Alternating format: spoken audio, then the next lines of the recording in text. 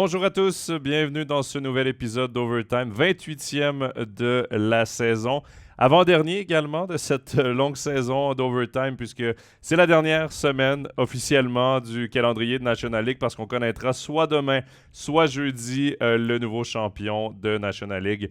À ma droite, Jean-Philippe Presselwenger. Salut Jean-Philippe. Salut Jonathan, bonjour à tous. Jean-Philippe, quelle belle finale on a. Ouais, c'est pas mal, hein.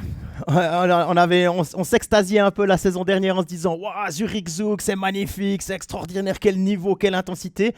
Alors c'est pareil, c'est tout aussi bien. En plus, c'est deux clubs de notre côté de la Suisse, donc ça va bien. Ouais, non, c'est très bien. Il y a un peu moins on va dire, de gros chocs physiques, on va dire. Les gens finissent un peu moins les mises en échec lors de Zurich Zug. Ça fait plaisir quand même. C'est vrai hein, que Genève a compris peut-être que contre Bienne, oui, l'aspect physique est important, mais c'est peut-être pas non plus la seule clé.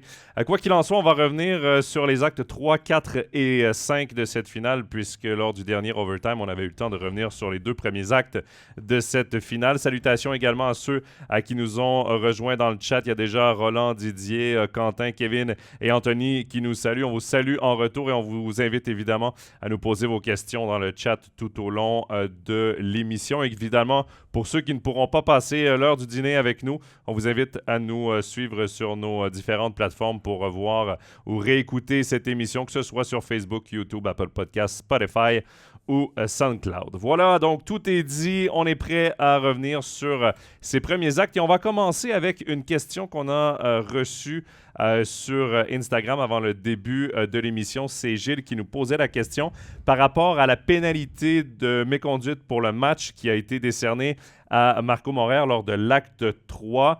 C'est seulement 20 minutes et il demandait pourquoi il n'y a pas de 5 minutes qui ont été données à Marco Morer. L'explication est simple, Jean-Philippe. Oui, elle est assez simple. C'est qu'il n'a pas pris 5 plus match. Il a été renvoyé directement au vestiaire pour un comportement antisportif envers les officiels. Il a dit des mots qu'il ne devrait pas dire. Ça a été rapporté à M. Thierry qu'il a directement envoyé au vestiaire et du coup, pas de powerplay dans cette situation-là. Voilà, donc ça explique pourquoi il n'y avait pas de 5 minutes, donc d'avantage numérique sur le jeu. Morer qui va retrouver le jeu lors du prochain match, puisque c'était sa deuxième méconduite de match. On va revenir tout d'abord, Jean-Philippe, sur l'acte 3. Il y a eu un geste qui a fait énormément réagir. C'est la mise en échec de Roger Carrère, mise en échec à la tête de Tino Kessler. Pas de pénalité sur le jeu, je peux vivre avec. Jugement de l'arbitre qui est convaincu que c'est un full body contact, ne veut pas donner une pénalité pour rien selon son jugement qui lui est full body contact, je peux vivre avec ça.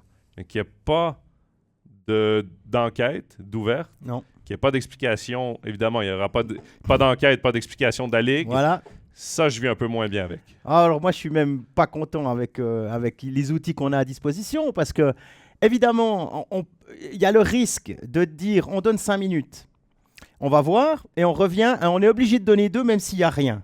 Mais dans la configuration des choses, quand il y a encore un juge de ligne qui dit à l'arbitre principal il faudrait aller voir et que l'arbitre principal refuse d'aller voir la vidéo, alors ok, c'est un bon arbitre, hein, Lemlin qui est sûr de lui, mais quand même, quoi, là... Allez voir, quoi, parce qu'il aurait très bien vu, et Stéphane l'a aussi décortiqué en studio, il a très bien vu que le point d'impact est à la tête, la charge en elle-même, il a les pieds par terre, enfin voilà, mais il peut attraper l'épaule de Kessler et le geler complètement, il est sur les fesses, enfin c'est aussi un gros choc, un highlight qu'on regarde tout le long, et le jeu continue sans qu'il y ait de blessure, rien. Là, choc à la tête, et on ne peut pas dire que c'est un full body contact, c'est impossible. Non. Premier point de contact, on le voit très bien. D'ailleurs, Stéphane l'a très bien analysé sur la tablette. C'est un choc à la tête. Je m'explique mal comment la Ligue peut aller revoir un coup de canne de Morer et pas aller revoir une charge à la tête. Et je ne veux pas minimiser le coup de canne de Morer, mais c'est encore 2 poids. J'ai l'impression que c'est 2 poids, 2 mesures, ou même plus que ça, parce que tu as le coup de canne, on retourne en première ronde, là, Michal Jordan avec son coup de canne sur la tête de Gross, qui est par terre sans casque, même pas d'ouverture d'enquête, rien du tout. Ouais. ouvre au moins une enquête et va voir, Non, approfondit, absolument. appelle le joueur. En NHL, ils font beaucoup ça, un call avec le joueur pour avoir un peu ses explications aussi. Je trouve qu'il y aurait tellement plus à avoir à faire. Et Fabien, pour ceux qui n'ont pas vu le studio, réécoutez le studio du match 4. Fabien Guignard, qui était sur notre plateau, l'explique très bien. C'est aussi la sécurité des joueurs. Là. À un moment donné, c'est aussi pour protéger tes joueurs, la santé de tes joueurs. Puis ça, c'est un gros manque de la puis, Ligue. il y a une chose qu'on a entendue, c'était Laurent Meunier qui était sur le plateau ce soir-là et qui disait, ouais, il s'est mis dans une situation compliquée. Alors effectivement, il reçoit le puck de derrière, il se retourne, il peut s'attendre à être frappé, oui, mais il n'a pas la tête en bas, c'est pas un junior, c'est pas comparable à ce qu'on a pu voir avec, il y a des années avec Heinz qui punit Roman Josi qui jouait alors avec Berne. C'est pas comme ça. Il tourne sa tête, il a la tête levée, il a fini son contrôle de puck, il est prêt pour relancer et il voit pas arriver le train. Alors, ok, il est vulnérable, oui, on peut le frapper ailleurs qu'à la tête et ça fait tout aussi mal. En plus, ça va le séparer du puck, la même chose. Voilà. Oui, il faut savoir ce qu'on veut. Tu as raison. Pour revenir sur ce qu'a dit Fabien, la sécurité des joueurs, on met ça en avant tout le temps. Résultat des courses, qui est-ce qui doit être garant de ça ? Les arbitres et la Ligue. Il y a un choc à la tête et on le voit très bien sur les images. Donc personne ne peut dire que c'est pas un choc à la tête. Bon, maintenant, honnêtement, ça sert plus à rien de polémiquer, ça changera plus rien. Au final, dans cette partie-là, Bienne a gagné, ce qui a aussi peut-être un peu calmé tout le monde. Voilà, heureusement Kessler a pu jouer le match suivant, il n'y a pas de commotion, etc. Il y a un peu de chance là derrière, tant mieux. Pour revenir, parce que tu parles des propos sur le plateau de Laurent Meunier, même parce que moi, je faisais le déplacement, il était co-commentateur pour l'acte 4, et même lui, sa première réaction, c'est « je ne comprends pas pourquoi il n'est pas suspendu, je me serais attendu à le voir au moins un match ». Ouais. Et bon, c'est son... Alors oui, mais on peut se dire aussi, on peut beaucoup parler de l'arbitrage et c'est normal, tout est focalisé sur ce match-là, il n'y a plus qu'un match, tout le monde regarde ça et ça va vite, vraiment vite, hein, parce que les deux équipes ont de la vitesse. Genève a encore du poids, de l'expérience, un peu plus que Bienne. Le truc de Maurer, on doit le voir, il y a 4 perdus sur la glace. Je veux dire, ok, le puck n'est pas du tout là, mais ça on doit voir, ça se passe quand même devant le but de Mayer. Après, cette charge-là qu'on ne va pas revoir, ça fait déjà deux choses où potentiellement Bienne aurait pu jouer à 5 contre 4. Que ce soit 5 minutes incompressibles ou 2 minutes si on estime que finalement, ouais, c'est la poisse, charge à la tête, mais 2 minutes, non, ça aurait été 5. Donc, Bienne a aussi fait le travail de dire, ok, bon voilà, c'est comme ça, on doit accepter, on ne peut plus rien changer. Il faut gagner autrement. Je vais aller dans le chat parce que je trouve intéressante la question de Lucas Faton qui nous demande est-ce qu'un jour l'option, entre guillemets, accident va être prise en compte? Et c'est un fan de Bienne, donc il ne veut pas nécessairement défendre Carrère. Mais j'ai de la difficulté avec la notion accident parce que oui, il peut y avoir accident, mais quand tu prends la décision d'aller mettre une charge, tu deviens un agresseur. Tu deviens l'agresseur sur la patinoire. Et là, c'est pas péjoratif comme terme, mais tu vas chercher le check. Donc, tu es responsable de la mise en échec que tu vas mettre. Oui, le joueur a aussi une responsabilité d'encaisser la mise en échec, de ne pas trop se mettre en position vulnérable. Mais lorsque, comme joueur, tu décides d'aller mettre un check, c'est plus une notion d'accident. Oui, parfois, il y a des contacts accidentels. Par exemple, le contact dans l'acte 4, c'est sur Bertagia, je crois, Noah Delémont, qui le frappe à la tête, mais c'est complètement accidentel. Les deux joueurs ne se sont pas vus, se sont croisés, et Bertagia est penché, la tête qui frappe le coude. Là, on a la notion d'accident. Bertagia Kunzle, Bertagia qui se protège un petit peu en faisant un espèce de reverse check avec son dos. Au même moment où Kunzle se baisse, ouais. ça le frappe à la tête, il n'y a pas d'intention, c'est pas un check, enfin voilà. C'est ça. Oui, ça existe, mais ce cas-là, il n'entre pas dans cette situation. Non, ce cas-là, Carrère s'est mis dans la position de l'agresseur pour la mise en échec, donc il a la responsabilité de tout faire en son pouvoir pour ne pas frapper le joueur au niveau de la tête. Donc voilà, c'est sûr que ça fait énormément réagir. Comme tu le dis, Bienne a quand même remporté ce match-là. Je pense que ça a peut-être, sans faire avaler la pilule, je pense que ça a quand même un peu calmé les fans biennois. Mais reste que dans l'ensemble des 3 derniers matchs, Jean-Philippe, Genève a joué du très bon niveau, a joué comme une équipe. J'ai l'impression que l'expérience d'il y a 2 ans, j'ai l'impression qu'elle sert à Genève.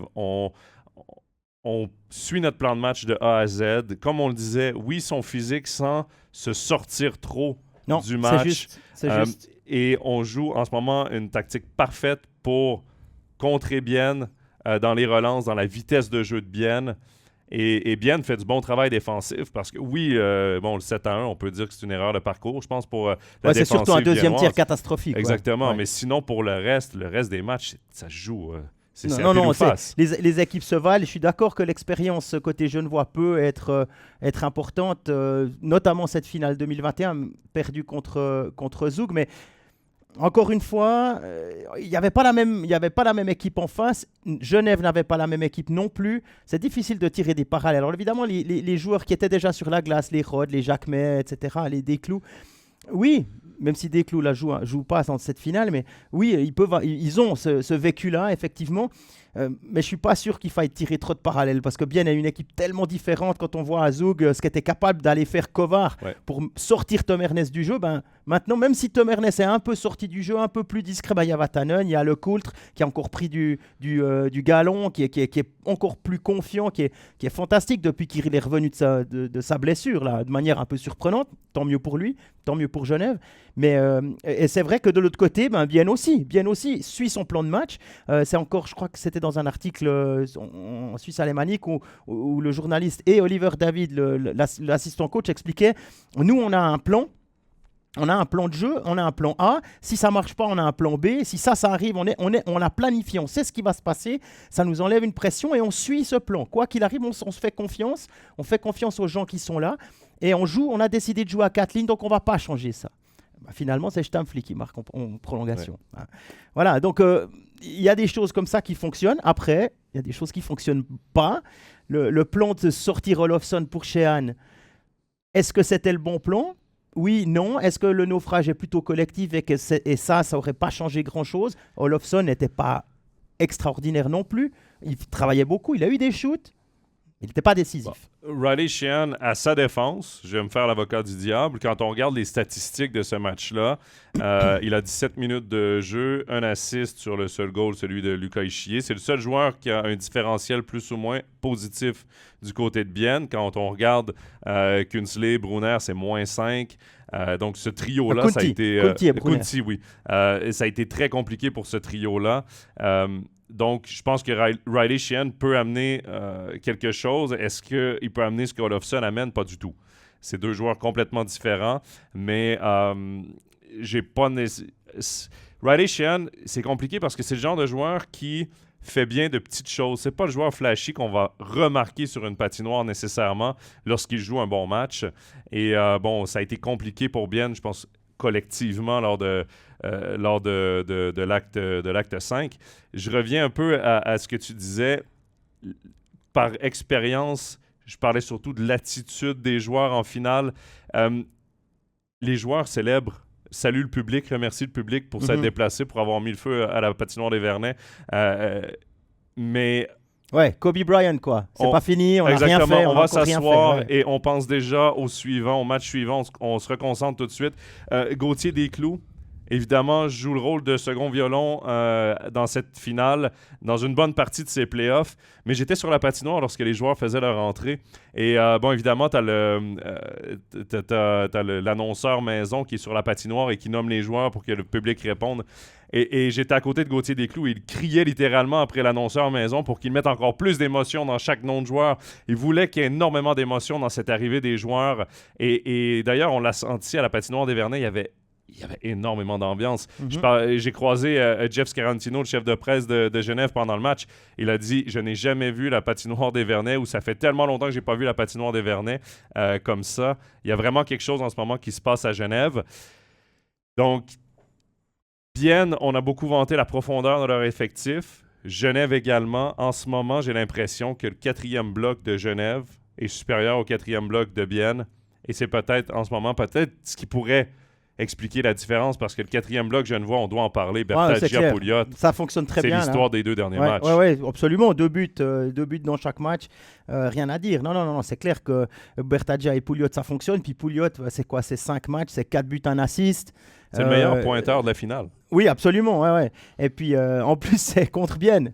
Donc, lui, il a joué à Bienne. Il est arrivé à Bienne en 2012. Attends, je vais noter ça quelque part. 2012-2013. Ensuite, il y a eu son passage à Fribourg qui s'est terminé pas super avec le petit truc des patins oubliés, on s'en souvient.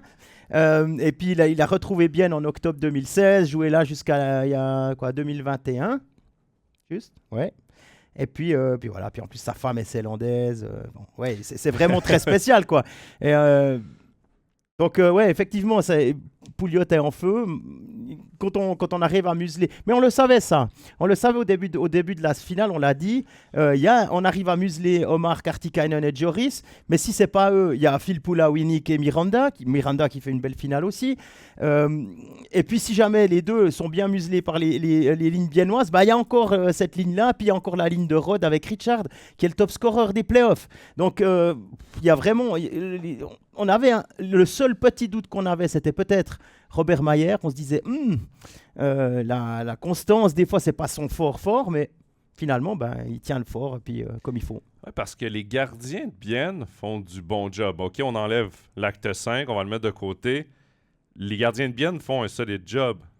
Robert Mayer fait un excellent job. En ce moment, Robert Mayer est supérieur à Harry Sateri. Le match remporté à Bienne devant Pottelberg, c'est lui qui a été le gardien dominant de ce match-là.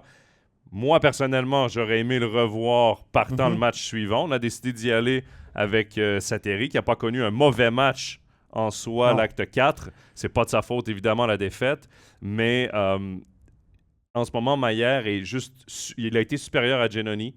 Il a été supérieur dans cette série, je pense, à Harry Sateri. Et ça explique un peu aussi pourquoi ce matin, on se lève avec une avance de 3-2 pour Genève. Oui, c'est juste. Pas seulement, il y a aussi, quand on regarde les situations spéciales, on s'attendait à ce que Bienne, qui avait été stratosphérique, alors évidemment, ça revient un petit peu à la normale, mais stratosphérique en powerplay contre Zurich, notamment dans les 2 derniers matchs. Et, mais le box-play genevois est aussi incroyable dans ces séries et spécialement en finale, quoi. Extrêmement agressif, mais juste à la limite. Donc ça, c'est aussi l'expérience des Winnick, même Miranda qui fait aussi un bon job. Donc agressif, ils arrivent pour l'instant pas à trouver la solution. Et quand ils la trouvent, c'est Sheehan qui est à côté du poteau, seul, qui aurait eu le temps de se retourner. On se souvient, là, je crois que c'est encore, je sais plus le score. Je crois que c'est encore dans le premier tiers. Oui, il me semble que c'est dans le premier tiers. Et il fait la passe instinctivement dans le slot alors qu'il aurait pu tenter sa chance. Et peut-être que si c'est un autre joueur, si c'est un Olofsson, peut-être qu'il shoot. Enfin, voilà. Ouais. Ça fait beaucoup de si, on va dire. Pour l'instant, effectivement, c'est 3-2. Et puis, si on ne s'attarde pas trop sur le 7-1, et puis à part ça, pour revenir sur l'attitude des joueurs dont tu parlais tout à l'heure, il y a Yann Cadieux qui a vraiment essayé de tout calmer, d'éteindre toute l'euphorie après ce 7-1. Il aurait préféré gagner 1-0 en prolongation, et puis pas qu'il y ait cette ultra-domination qui pourrait entrer dans la tête. Alors des supporters, ça c'est sûr, ça y est. En tout cas, les gens qui ont des billets juste pour la finale et qui n'ont pas suivi toute la saison, je veux bien croire qu'eux, ils sont complètement euphoriques. Par contre, les gens qui ont l'habitude de suivre le club et les gens à l'intérieur du club, proche de l'équipe, etc., eux, je suis persuadé qu'ils ont vraiment les pieds sur terre et qu'ils vont attaquer ce match 6 demain soir à Bienne avec tout le sérieux. Et puis, il n'y aura pas d'arrogance, mais ils ne se surestiment pas. Ils ne vont pas là-bas en se disant on a déjà gagné une fois à Bienne, on leur a mis 7-1, ça va aller. Aucune chance. Non, et c'est ça, je suis convaincu. Yann Cadieux, comme tu le dis, a ramené tout le monde sur terre. C'est important de le faire parce que quand tu gagnes par un score comme ça, c'est soit que tu réveilles la bête de l'autre côté. C'est ça. Ou soit... Puis là, en plus, tu joues à l'étranger, donc à l'extérieur. Donc, les 10 premières minutes à Bienne, il faut que Genève Servette s'attende à avoir une vraie tornade. Là. Oui. La patinoire va être en feu. Les Biennois vont vouloir se venger, évidemment. Donc, ce sera de calmer l'équipe adverse, de calmer la foule le plus possible pour recommencer petit à petit. Parce que si ça recommence comme l'autre match avec les buts de Brunner, et puis c'était qui le deuxième Offert et Brunner, là, coup sur coup, Carrère avait pu répondre. Je crois que c'était Carrère le 2-1. Ou bien c'était Miranda. Miranda, le ouais. 2-1. Oui, c'était le tir sur réception, la petite passe de Phil Poula, là, c'est juste. Et là, si ça part comme ça, effectivement, ça va être compliqué. Ça va être compliqué. Bon, après, il y a toujours un match 7. Mais d'ailleurs, on ne serait pas contre un match 7. Hein. Ça, pour nous, ça nous ferait Faire plaisir. durer le plaisir, c'est, Ouais. c'est encore mieux. Il y avait une bonne question, ouais. Tu l'as noté, Jean-Philippe, je te laisse la lire. Ouais, alors c'est Roland qui nous demande que pensez-vous du 3e but validé pour le GSHC lors de l'acte 5, donc le 3-0. Pour moi, même fan du GSHC, c'est no goal si on se réfère au match 1 et 3. Pas de ligne de conduite du côté des arbitres. Désolé. Bon, désolé, surtout les Biennois qui sont désolés. Hein, mais... Je suis pas, honnêtement, je suis pas en désaccord avec ça. On était au match. Évidemment, il y avait le studio en patinoire. Quand j'ai croisé Doug Boulanger, quand j'ai croisé Stéphane Rochette, juste avant qu'ils reprennent l'antenne pour la deuxième pause, les deux m'ont posé la question, pour toi, c'est un bon but ou un mauvais but? J'ai dit, pour moi, ça devrait être refusé. Les deux avaient un peu le même avis. En fait, rendu là, c'est de l'interprétation. Le call sur la patinoire, c'était que le but était validé. Et non. Ah oui, le but validé, ouais, pardon. Le call des arbitres, ouais, le effectivement. call des arbitres. Et bon, c'est une question de jugement, c'est la fameuse zone grise. Eux ont préféré, n'avaient pas ce qu'il fallait selon eux pour renverser la décision. Et c'est là où ça devient un peu... je sais pas un jour si on va y arriver, mais par exemple en NHL, tu as les arbitres sur la patinoire qui donnent le call. Ah, puis il y a Noir Room qui est plus loin. Exactement. Il y a des juges qui analysent froidement, sans avoir pris de décision, sans rien. Est-ce que le but est validé ou non? Ça éviterait peut-être d'avoir ce genre de... Il n'y a pas la pression de la foule, il n'y a pas la pression de mince. Qu'est-ce qui va se passer? Il n'y a pas de game management là-dedans. Et ça enlève peut-être l'appréciation d'un arbitre versus l'autre, ou le jugement d'un arbitre versus l'autre. On y va plus avec une ligue de conduite de la ligue, je sais pas. Mais je sais pas, toi, ce que tu en penses quand tu revois ce but-là. Moi, je pense... alors, en live, j'aurais dit non. Parce qu'on voit Artikainen qui entre le défenseur et le gardien dans la peinture. Les deux patins sont dedans, il n'y a rien à dire. Il touche le gardien. Après, il faut savoir, si c'est un défenseur qui l'envoie là-dedans, là, c'était Forster en l'occurrence. Si c'est le check de Forster qui pousse Artikainen clairement contre le gardien, pas de problème, c'est la faute du défenseur, but accordé. Mais quand on va voir la vidéo et que toute l'année, tout le monde dit, vous avez vu, impossible à le bouger, 106 kilos, tellement fort sur ses patins. Et c'est vrai. Et tout d'un coup, alors là, c'est Forster qui l'envoie dans son gardien. Non, on regarde, il y a un geste de Forster avec la canne qui le pousse là au niveau du numéro, c'est correct.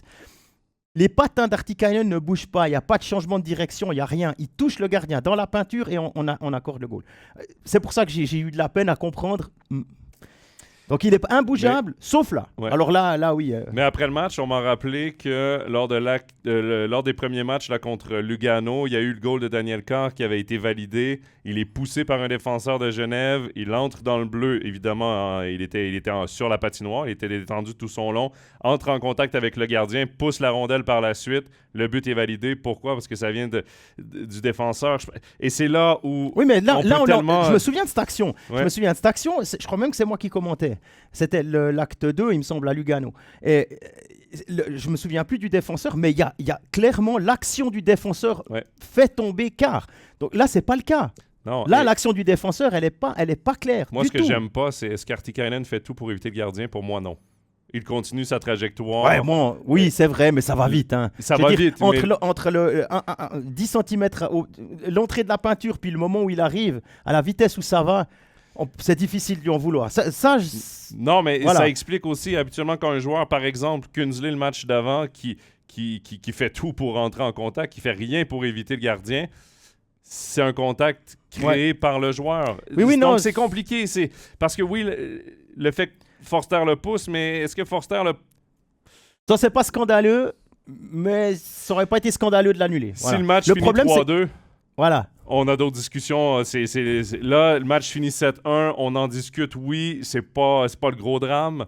Mais si le match finit 3-2, puis mine de rien, c'était 2-0 à ce moment-là. Ah, c'est ça. Le 3-0 a fait très, très mal à Bienne. Puis surtout que ça vient en 143 secondes. Là, les 3 goals, il y a encore le 4e qui arrive ensuite. C'est vraiment... c'est à 2-0, c'est autre chose. Puis bon, après, ce 2-0, c'est quoi? C'est la déviation du patin de Grossman, hein? Ouais. Donc là, voilà, et Bienne a dû faire une croix sur ce match, rentrer tranquillement dans le bus sans trop penser à ce qui s'est passé sur la patinoire entre la 20e et la 40e minute. Et puis essayer de se remettre les idées en place pour être d'attaque demain soir. Ouais. Nicolas résume très bien un peu ta pensée. Si Forster, et la mienne également, là, parce qu'honnêtement, moi, je l'aurais refusé ce goal-là. Si Forster ne fait aucun geste, c'est no goal, mais il y a le geste. Et c'est vrai que dès qu'il y a le geste, tu dois prendre en considération le geste de Forster et ça explique peut-être la décision des officiels ou le jugement des officiels. Donc voilà pour ce goal du dernier match. 7-1, erreur de parcours, mais tu reviendrais avec qui devant la cage? Parce que Van Pottelberg a été laissé à lui seul en troisième tiers, là, on s'entend. Seteri, on ne peut pas non plus lui remettre sur la faute cette défaite-là, surtout en prenant en considération l'enchaînement des goals. Là, il n'a pas laissé passer un ballon de plage non plus dans cet acte 5. Tu reviendrais avec qui? Moi, je viendrais avec Seteri. Je pense que le gars... Là, on est dans les 2 derniers matchs. Seteri, c'est le gars qui a amené le titre olympique à la Finlande. Il n'avait pas joué le quart et la demi-finale. C'est Olkinuora qui avait joué, si je ne me trompe pas. Et lui a joué la finale.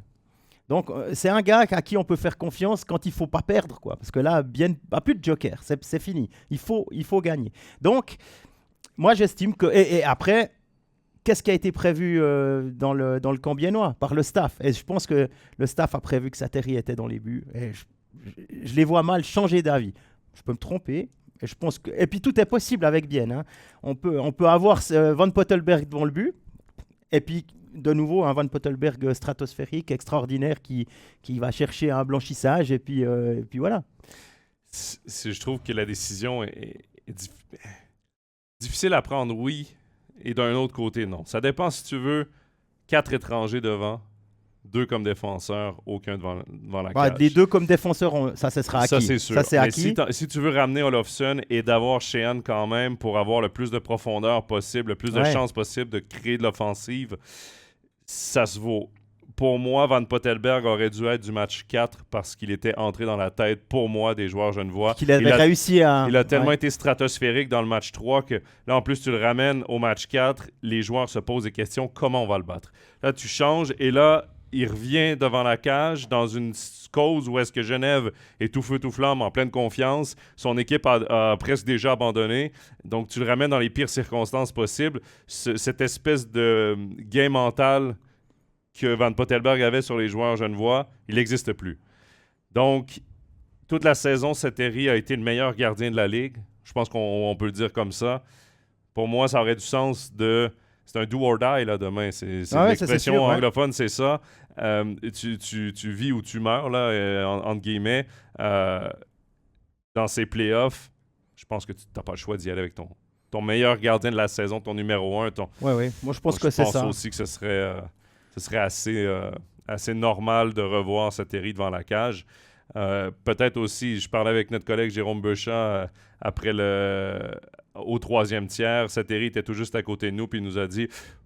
Il m'a dit, pour moi, de ne pas le ramener en 3e période parce que c'est pas sa faute, mais c'est pas nécessairement pour changer le cours du match, mais peut-être plus pour le reposer pour le prochain. Okay. Lui, c'est un peu comme ça qu'il le prenait et je trouve que son avis se vaut également. Bon, non, c'est clair. Donc si ça vient directement du staff, je suis d'accord avec lui. Je lis quelques commentaires là. On parle de l'ambiance un peu dans le chat avec ce dernier match à Genève. Ça se dispute un peu là, par rapport aux différentes patinoires pleines ou non. Quoi qu'il en soit, honnêtement, niveau ambiance, patinoire des Vernets, c'est extraordinaire. La Tissot Arena également, là. Les fans biennois. Je crois que là, on est match nul. Si on pouvait donner 2 titres, on pourrait donner les 2 Et la titres. patinoire des Vernets, on n'a pas entendu les fans biennois trop dans l'acte 5, évidemment, avec le cours du match. Mais depuis le début de la finale, il y a énormément de fans biennois qui sont pas seulement dans la section réservée aux fans visiteurs du côté de la patinoire des Vernets. Il y en a un peu partout. Moi, je croisais des gens après les matchs. J'étais juste à côté, ou après les tiers plutôt, j'étais juste à côté du studio. Je croisais des gens qui sortaient, puis je les entendais papoter et tout. Ils se disaient, on est entouré de fans biennois, c'est incroyable. Donc, il y a beaucoup de Biennois qui répondent à l'appel également du côté de la patinoire des Vernets. Ils se sont fait beaucoup entendre à l'acte 3, évidemment. Ils sont restés chanter, fêter et tout. À l'acte 5, ça a été un petit peu plus discret. Ouais, mais la patinoire au complet, il y avait vraiment... Et Stéphane Rochette me disait justement, lui, il est monté à la place des journalistes là, pour suivre le match. Et il disait, mais les fans sont comme ça, ils sont tendus. Il y a vraiment, on le ressent, la tension. Et c'est vrai qu'en ce moment, il y a vraiment deux groupes de fans, en ce moment, deux villes qui vibrent à leur équipe, qui veulent aller chercher ce premier titre roman. Et ça se ressent également. Oui, c'est vrai, 40 ans d'attente pour Bienne, hein, on se souvient, c'est 78, 80, 83. Et puis Genève, c'est pas encore arrivé depuis la remontée en National League en 2002, et puis tout le travail qui a été effectué d'abord par Max Orley, puis ensuite par la suite par notamment Marc Gauchi qui a monté une équipe capable d'aller au bout, quoi.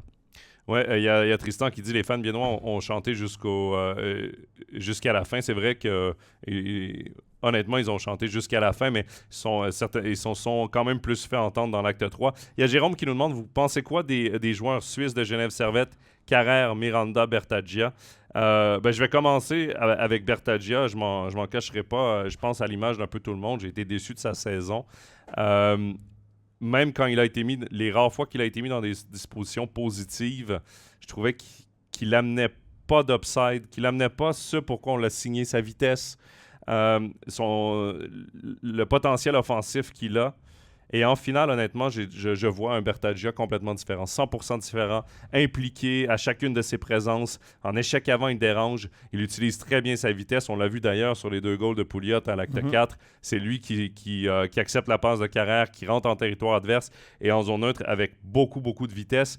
Et je pense que ça surprend un peu parce que le 4e bloc de Bienne a un peu moins de vitesse. Donc, Bertaggia profite beaucoup de cet avantage-là. J'aime beaucoup ce que je vois de lui. Et moi, je le connaissais, oui, de Lugano, mais c'était pas nécessairement le joueur sur lequel j'avais les yeux rivés. Mais je comprends mieux cette signature avec ce qui donne à Genève Servette en finale.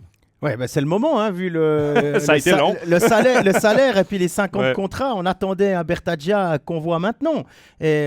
Parce que je pense que ça aurait été un des reproches qu'on aurait pu faire à Marc Gauchi si Bertaggia n'était pas sorti de sa coquille dans cette finale. Alors là, évidemment, on se dit, finalement, ça vaut la peine de payer ça pour un ailier de 4e bloc parce qu'il fait la différence dans cette situation-là. Après, si tu as parlé de Bertaggia, là, on va parler de Carrère et puis de Miranda. Ouais. Carrère, c'est un gars qui joue maintenant depuis quasiment toute la saison à côté de Tom Ernest. Donc, t'apprends, mais il faut le talent à la base pour apprendre et puis être le duo, créer ce duo. Tom Ernest jouait avant avec Jacques May. Voilà, défenseur droitier, zurichois, qui a fêté le titre sans beaucoup jouer en 2018 et qui a pris de la bouteille au fur et à mesure des saisons du côté de Genève. On a cru en lui, on l'a prolongé. Il était sur les tabelles de plusieurs autres clubs. Donc, on voit qu'il a un rôle vraiment important. Et quand on revient à ce qui s'est passé avec Kessler, on se dit que s'il n'avait pas joué, peut-être qu'il y aurait eu quelque chose de différent. On ne le saura jamais. Et puis pour Miranda, le premier qui m'avait parlé du potentiel de Marco Miranda, c'était Patrick Fischer. Patrick Fischer, une fois à une réunion de l'équipe de Suisse jeune, c'était la première fois que Miranda avait été appelé dans ce prospect camp là. Journalistes, on se disait mais Miranda, sérieusement, pourquoi maintenant, etc. Il a dit, tu verras, power forward, de la vitesse et buteur. Alors évidemment, buteur, c'est encore pas tout à fait ça, mais il apprend son métier avec Phil Poula, Triple Gold Club, et puis Winnick qui a 700 matchs de NHL. Et il n'a pas l'air ridicule sur cette ligne, il est extrêmement utile. Pas que les deux soient pas intéressants défensivement, les deux font leur travail, mais c'est un complément qui a été trouvé. Les coachs aiment bien faire des duos et trouver le 3e ailier pour que ça fonctionne. Et bien là, Miranda match bien avec Phil Poula et Winnick, et on voit que il dérange, il va se mettre devant le gardien, dans les bandes, il gagne des duels, il arrive à marquer, il a un bon shoot. Quand il arrive en 1 contre 1, 4 contre 5, 1 contre le gardien, une fois sur 2, il marque. Voilà, et puis il joue à 4 contre 5. Donc, vraiment bonne pioche. Là aussi, au début, on se disait, tiens, vraiment, Miranda, 3 ans, hein, ben voilà, le résultat, il est là. Et puis ça va peut-être être décisif pour un titre. Et il faut être honnête, le développement de certains joueurs passe aussi par l'apprentissage et de les mettre sur, par exemple, Miranda sur un premier bloc avec 2 joueurs qui ont tellement d'expérience, qui ont connu différentes ligues, de mettre un Roger Carrère avec Tom Ernest, tu reviens au banc, tu discutes avec ton coéquipier, oui, tu bien apprends sûr. ce genre de joueur-là. Donc, évidemment, il y a l'apprentissage de l'athlète dans le sport, compréhension du match, se mettre au niveau, développer ses habiletés, mais il y a également devenir professionnel, acquérir l'expérience, prendre des bonnes décisions sur la patinoire, et ça vient également de jouer avec des joueurs qui ont de l'expérience, qui vont te donner le petit mot d'encouragement ou qui vont te corriger au bon moment. Et ça, c'est sûr que ça fait partie du développement de certains jeunes joueurs. Parfois, quand on voit des jeunes joueurs hyper prometteurs, qui sont placés sur des 4e blocs, qui n'ont pas beaucoup de temps de glace, qui jouent un trio de jeunes et tout, ça prend du temps à développer. Pourquoi? Parfois, ils ont besoin justement de ce petit coup de pouce de « OK, là, on va te mettre dans des dispositions gagnantes avec des joueurs qui peuvent également t'aider dans ton développement, en plus du coach, en plus de tout le staff qui est alentour de toi. » Et ça marche. Et chapeau à Genève d'avoir justement utilisé ces gars-là dans des bonnes dispositions et dans les bons postes pour qu'ils se développent. Et pour moi, Marco Monrère, pas Marco Monrère, mais plutôt Roger Carrère, je le connaissais déjà, c'est un défenseur que j'aimais bien. C'est peut-être ma révélation des playoffs. Pour moi, dans cette finale, c'est peut-être le meilleur défenseur suisse qu'on voit sur la patinoire en ce moment, c'est Roger Carrère pour moi. Ok, moi j'aime bien Suisse. Grossman. J'aime bien Grossman. Il fait pas de bruit, mais il est diablement efficace. Il n'a pas eu de chance sur ce 2-0. Et puis là, on parle beaucoup de Genève et de Carrère parce que la question portait sur eux. Mais typiquement, ce qui se passe à Bienne avec un Noah Delémont, par exemple, c'est exactement la même chose. Ouais. Et il est assis dans le vestiaire biennois à côté de Beat Forster. Et c'est Beat Forster qui a ce rôle, justement, dont tu parlais, pas seulement de dire, alors oui, place-toi un peu comme ça, faire partager les expériences. Et aussi, voilà, tout ce qui est... Beat Forster, à son âge, il a toujours un physique assez impressionnant, quoi. Il tient toujours. Alors, il y a un peu moins de vitesse, mais on l'a vu que tout à coup, s'il veut y aller, il y va. Il n'était pas loin de faire un coast-to-coast là, en demi-finale contre Zurich. Et ouais, justement, ça fonctionne. Je suis d'accord avec toi. Typiquement, Tom Ernest avec Carrère. Et puis, Carrère est de 98, je crois. Delémont doit être de 2002, si je ne me trompe pas. Et du coup, il y a encore un petit moment, il y a encore une différence entre les deux. Ils n'ont pas tout à fait le même profil non plus, mais on a vu que quand Noah Delémont avait dû remplacer Yannick Radgeb sur le premier powerplay durant 2 minutes, il a joué les 2 minutes et il a tenu le choc, quoi. C'était tout à fait correct. Ouais, c'est vrai que Noah Delémont, c'est un jeune dont on parle peu, mais chaque fois que je le vois sur la patinoire, il amène un petit quelque chose. C'est vraiment un défenseur prometteur qui serait intéressant à suivre dans son développement. Il est patient comme joueur. Suit le plan de Bienne. Évidemment, il aimerait avoir plus, comme n'importe quel joueur, mais il accepte son rôle. Et quelle expérience pour un gars si jeune de jouer une finale comme ça. C'est une très grande expérience. Et pour revenir à Beat Forster, j'en parlais quand on avait fait le talk avec Laurent Meunier et avec Robin Leblanc, 2 joueurs qui connaissent bien Forster. Et je pense que c'est Robin Leblanc, il disait que c'est un des joueurs qui frappait le plus dur dans la ligue. C'est un joueur, c'est un bloc de glace que tu ne peux pas tasser. Et oui, c'est sûr qu'il a ralenti, mais reste que physiquement, pour son âge, il tient encore la route. Il y a d'ailleurs une anecdote là-dessus, c'est l'année où il fait le titre avec Zurich, il a fait 5 titres avec Davos, et l'année où il fait le titre avec Zurich, il est non seulement le défenseur qui marque le plus de buts, je crois que c'était en 2008, si je ne me trompe pas, 16 buts, et bien c'est aussi le joueur le plus pénalisé de toute l'équipe des TDC Lions et de la saison avec 147 minutes de pénalité. Donc ouais, ça ne m'étonne pas que les 2 anciens joueurs disent ça. Il y a une question de Gaëtan dans le chat qui nous demande « Que pensez-vous de la communication de Genève Servette? Ils ont battu une équipe pour aller chercher le titre, sans claironner que c'était l'objectif. C'était une fausse modestie où on essayait de protéger les joueurs contre une trop grosse pression. » Alors, est-ce qu'on a déjà vu une équipe dire « Cette année, on a l'équipe pour le titre » avant le début de la saison? Non, mais alors, il y a une différence entre ce que disaient les joueurs et ce que disait le club. Et finalement, le club... pour Genève, pour l'histoire, au début des playoffs, ça ne veut pas dire qu'on ne va pas chercher le titre. Donc, Je veux dire, tu fais toute la saison régulière en tête, tu peux pas après arriver et puis dire non, on verra, c'est déjà bien, on va déjà aller en demi-finale. Non, ça va pas. C'est impossible. Tout le monde parle de titre à ce moment-là. Et puis, même déjà décembre, janvier, comme ça, on discutait, on dit maintenant, est-ce que c'est pas la bonne année? En off, les joueurs ne pouvaient pas dire on est là pour sortir en quart. Personne disait ça. Et avec les joueurs, les leaders qu'il y a dans cette équipe-là, on parle de Phil Poula, on parle de Tom Ernest, Vatanen, des gars comme ça au niveau des étrangers. Maintenant, il y a Richard qui fait enfin les playoffs qu'on attend de lui. Et ça suffira peut-être même pas pour aller en équipe de Suisse au mondial, mais ça, c'est une autre discussion. Mais là, il est incroyable, il est investi, il a été à la limite, il est peut-être allé au-delà de la limite quand il s'agissait de jouer contre Lugano. Et peut-être il a flirté avec la limite dans les premiers échanges avec Gaëtan Haas quand il est allé lui prendre sa grille et tout ça. Là, c'était au-delà. Mais maintenant, à 4 contre 5, il est chiant à jouer, il récupère des pucks, il travaille comme un chien, il prend des blocs, enfin, il bloque des shoots. Vraiment, c'est ce genre de gars, ouais. Mais quand tu as cet effectif-là, que tu payes, je veux dire, au final, l'argent que tu investis dans un club, dans une équipe, souvent, au bout d'un moment, il y a un résultat. C'est pas possible autrement. Et puis, s'il y avait toujours Davos, Zurich, etc., Berne, tout devant, c'est pas pour rien. C'était aussi les plus gros budgets de la Ligue. Là, on parle de monter à 20 millions pour Bienne. Et puis Genève, je sais pas à combien ils sont de tête. Mais quand tu regardes ce que tu as sur le 4e bloc, au-delà de Smirnov, qui doit être dans les plus bas salaires de l'équipe, Marc-Antoine Pouliot, il n'est pas venu pour coller des affiches, ok. Et puis Bertaggia, on sait qu'il est pas très loin du demi-million par année sur 5 ans. Donc, quand tu as ça dans ton 4e bloc, qui c'est qui met 500 000 pour un ailier de 4e bloc? Il n'y en a pas grand.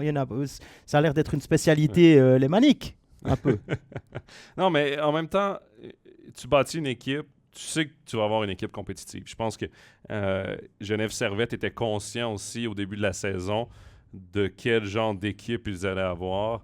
Les dirigeants ont bâti cette équipe-là pour avoir une équipe gagnante, oui. Dans n'importe quel sport, on sait qu'il peut y avoir des ouvertures, des fenêtres, mais jamais, moi, j'ai entendu une équipe, au début de la saison, dire « Nous, on y va pour le titre ». Au début des playoffs, dire « Nous, on y va pour le titre ». C'est certain que l'objectif va être de se rendre le plus loin possible. Au début de saison, je suis d'accord. Au début de saison, je suis d'accord. On a une bonne équipe, on va voir ce qu'on peut faire. Parce qu'il y a eu des creux, il y a eu des moments de doute, etc. Je suis d'accord. Oui. Mais souviens-toi, la fin de saison passée, fin de saison régulière passée, au moment où on a passé de Patrick Aymon à Yann Cadieux, il y a eu le premier match perdu contre Zoug, et ensuite, ça a été une machine inarrêtable où ils ont pu engranger de la confiance, des automatismes, et il manquait encore peut-être le truc, on va dire le dernier petit truc qui aurait pu faire du bien en play-off. Mais enfin, ça s'est arrêté avant contre Lugano parce que voilà, il y avait beaucoup à rattraper. Mais avec cette expérience-là, la finale perdue en 2021, il y a vraiment tout qui est mis en place pour aller au bout. Alors, qu'on ne le dise pas en début de saison, je comprends. On va déjà aller en play-off. Mais après, je veux dire, voilà. Tout peut tellement se passer. Après, moi, c'est plus l'attitude des joueurs. Je pense qu'à l'externe, tu peux pas le dire. Tu te mets une pression énorme. Je prends par exemple, pour ceux qui suivent la NHL, le gardien de Toronto qui va dire avant le début de la série, nous, on a la meilleure équipe de la Ligue, point barre. Tu te mets une pression énorme. Par contre, tu vois, Genève, Noah Rod à la fin de la demi-finale qui dit une finale perdue, c'est assez. On sait où on veut aller. On sait où on va aller. Les joueurs sont confiants. Ça veut dire que oui, dans le vestiaire, les joueurs sont confiants, savent exactement ce qu'ils peuvent aller chercher, le titre. Mais tu ne le dis pas nécessairement tout haut. Honnêtement, tu penses quand même que Marc Crawford à Zurich, il venait pas là non plus pour sortir en demi. Exactement. Et on avait vu, ils avaient dans le vestiaire un espèce de truc en bois où ils avaient écrit le nom de l'équipe qu'il fallait battre en quart de finale avec un puck. Puis ensuite, le HC Bienne était là. Il y avait la place pour un deuxième puck. Puis il y avait la place pour un troisième puck avec finale. Et chaque équipe, je pense... Comme équipe, tu ne peux pas avoir comme objectif...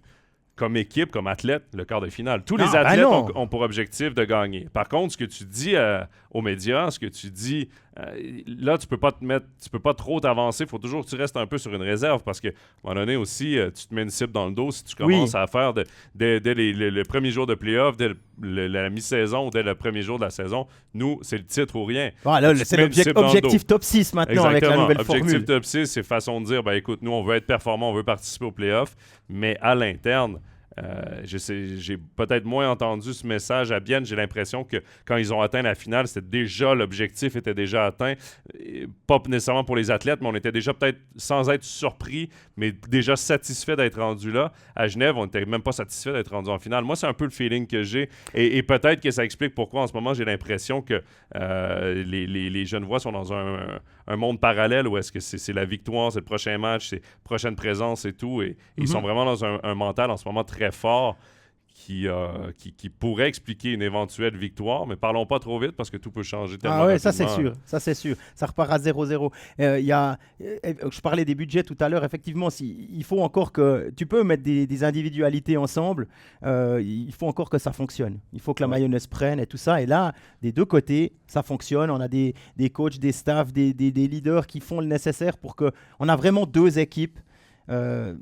Vraiment, c'est des vraies équipes. C'est pas un collectif d'individualités, même si elles ont tout le talent du monde. C'est vraiment deux équipes et ça se ressent et c'est très agréable à voir jouer. Oui. Puis, on parle évidemment, Genève est en avant 3-2. Surtout avec le dernier match, on peut garder beaucoup en tête le réalisme offensif de Genève, mais il ne faut pas oublier que Genève a peiné lors des premiers matchs à marquer un but, à aller chercher un but.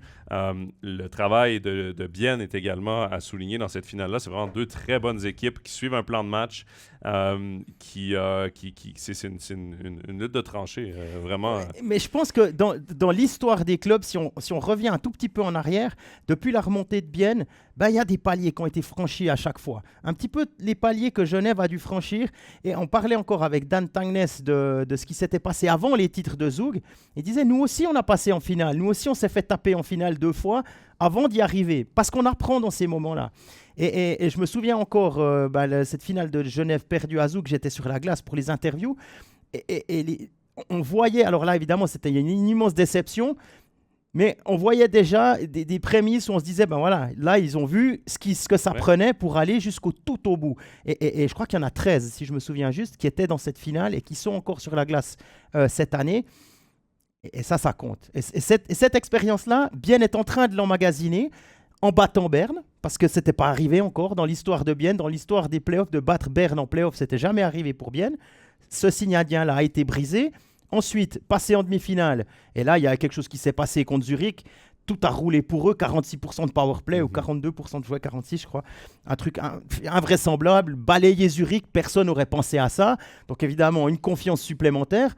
Et peut-être que le truc qui manque encore, je ne vais pas dire qu'il faut perdre une fois pour gagner, parce que peut-être ce que je dis, tout le monde dira après Solvenger, il est à côté de la plaque. Regardez, on a gagné en 7 matchs à Genève.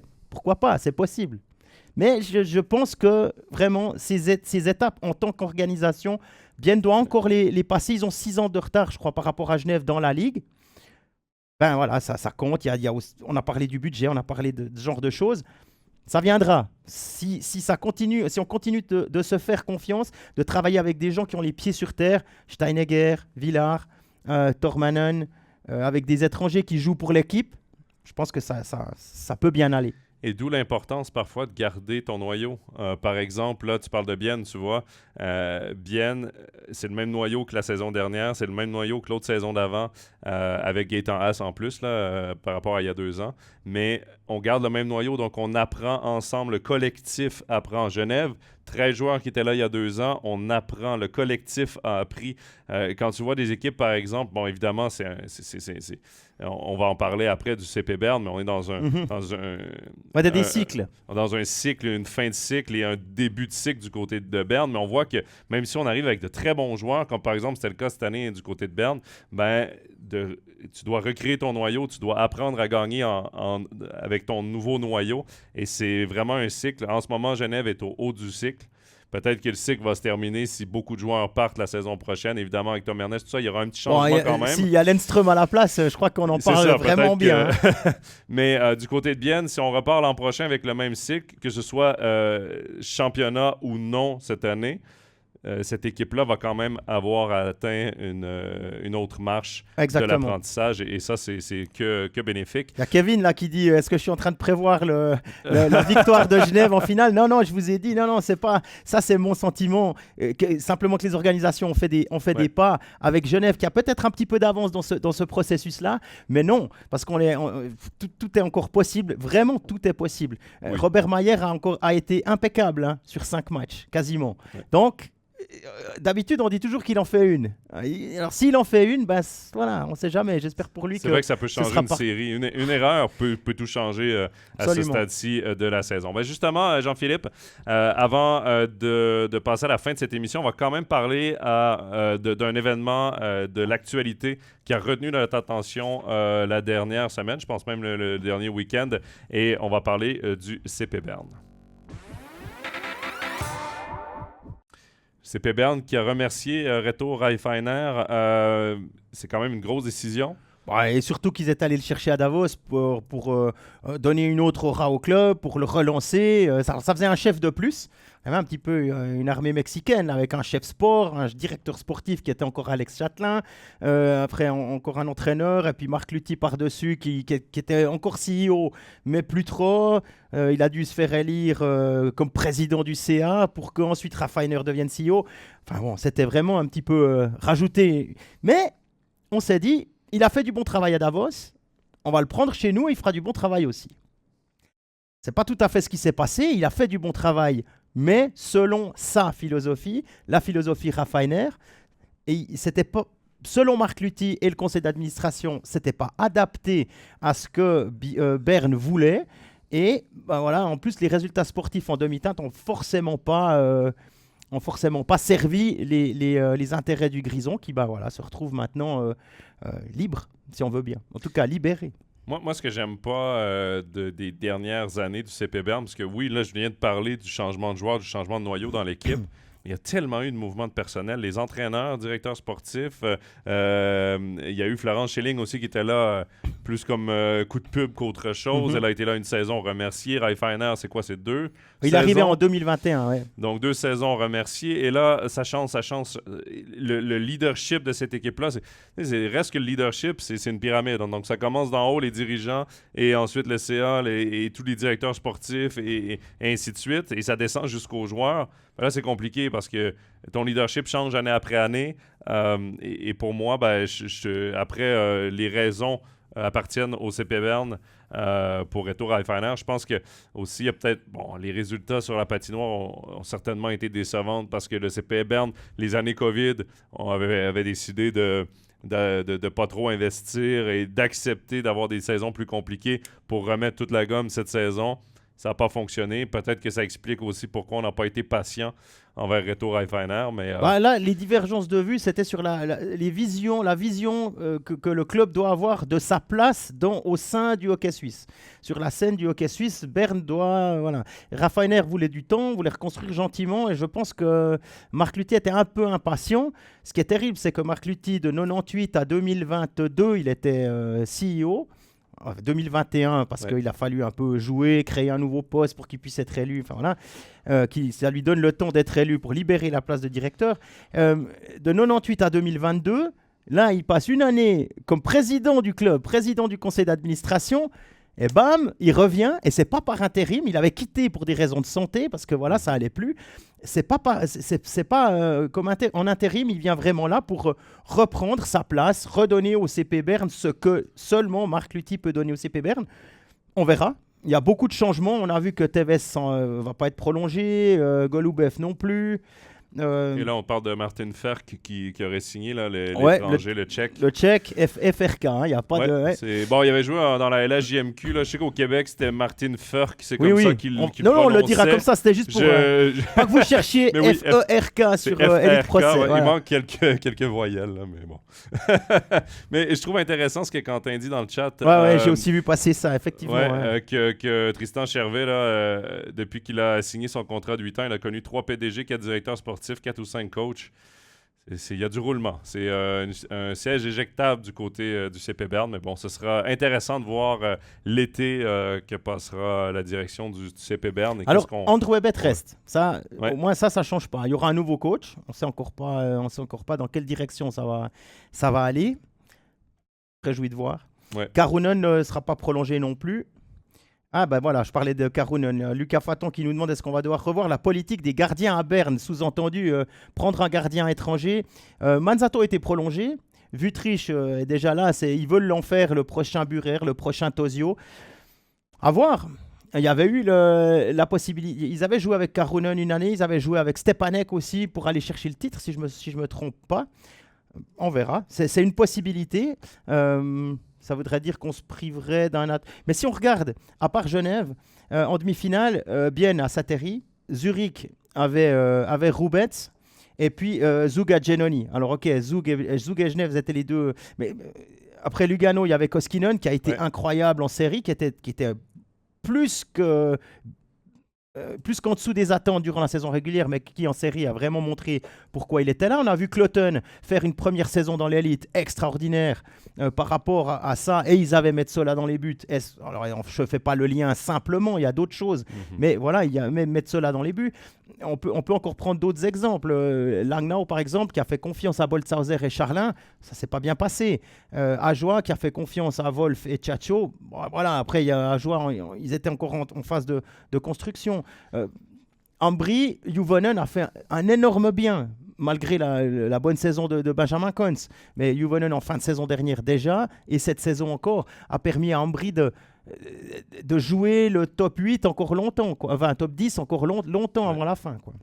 Donc, peut-être qu'à Berne, on décidera d'aller chercher un gardien étranger, c'est possible. Oui, surtout que, bon, Manzato, pas la même carrière évidemment, mais je prends un peu l'exemple de Simon Ritz cette saison, qui a accepté d'être deuxième une partie de la saison, troisième l'autre. Il était bien conscient. D'ailleurs, il était en interview.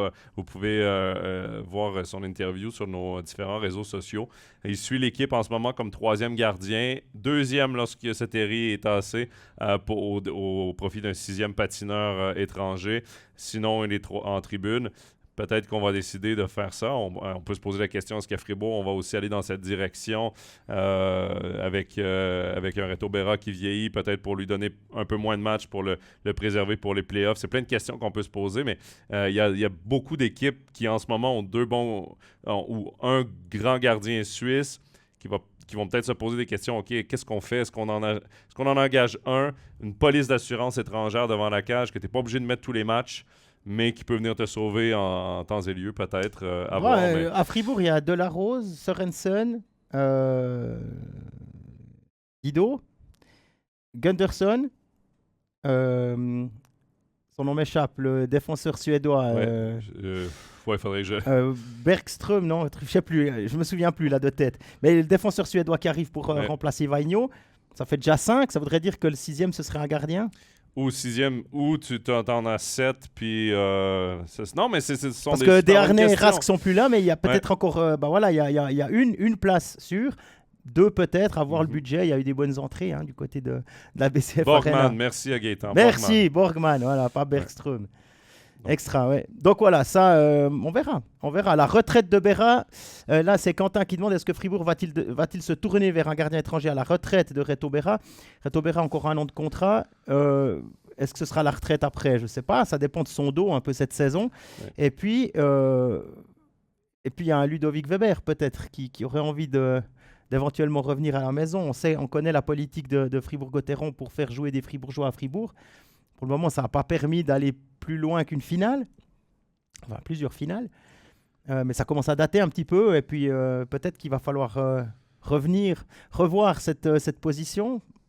On n'est pas là, on a encore le temps, on discutera de ça en début de saison prochaine. C'est de la belle musique d'avenir, mais on va terminer quand même cet overtime. On vous remercie, vous avez été nombreux à nous écrire, à discuter dans le chat. Merci beaucoup de toujours rester également très poli dans le chat, c'est apprécié. On vous donne les rendez-vous, donc mardi, studio dès 19h30 sur MySports 1 et sur Léman Bleu pour l'acte 6 de la grande finale entre Genève et Bienne. Et si besoin... Match 7, ce sera jeudi studio en patinoire du côté de Genève, comme ce fut le cas lors de l'acte 5. Également à 19h30 sur MySports 1. Et sur l'aimant bleu également, pour les autres rendez-vous de hockey, il y a toujours le championnat du monde U18. Il y a les playoffs de NHL à suivre également sur nos chaînes. Donc, restez abonnés à nos différentes plateformes, puisque sur les réseaux sociaux, on donne donc tous les rendez-vous hockey des prochaines semaines et même lorsque la National League sera finie. Jean-Philippe, merci beaucoup pour cette heure de lunch. De rien, c'était sympa. Ouais, et on se redonne rendez-vous mardi prochain, si je ne me trompe pas. On va faire un petit récapitulatif de cette saison 2022-2023 pour Overtime. Bonne fin de journée, bonne semaine, bye bye. Ciao.